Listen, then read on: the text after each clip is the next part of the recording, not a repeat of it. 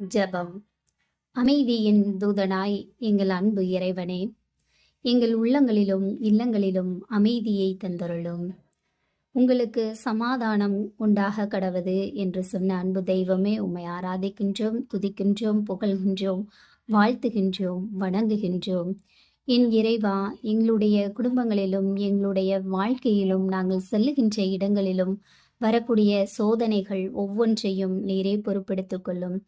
எங்களுடைய மனங்களில் இருக்கக்கூடிய சோதனைகள், சோகங்கள், புயல் எல்லாவற்றையும் இறையாதே அமைதியாயிரு என்று புயலை கட்டளையிட்டு அடக்கியதை போல எங்கள் மனங்களில் உள்ள போராட்டங்களை எல்லாம் நீரே அமைதிப்படுத்தும்படியாக ஜெபிக்கின்றோம்.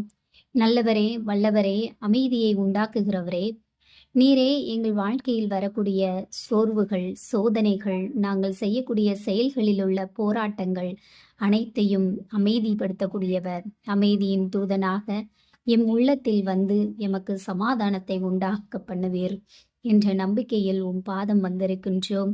எத்தனையோ பிரச்சனைகள், இந்த பிரச்சனையிலிருந்து நான் எவ்வாறு விடுபடுவேன் என்று ஏங்கிக் கொண்டிருக்கக்கூடிய ஒவ்வொரு பிள்ளைக்கும் மனதில் அமைதியை கட்டளையிடும். இங்கு பல்வேறு மன சூழல்களில் மன ஆதங்கத்தில் பலரும் துன்பப்பட்டு கொண்டிருக்கின்றோம் சாமி.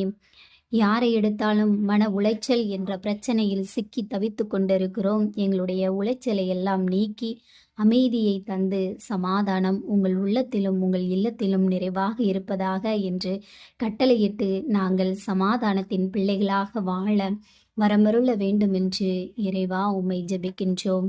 ஆமேன், ஆமேன், ஆமேன்.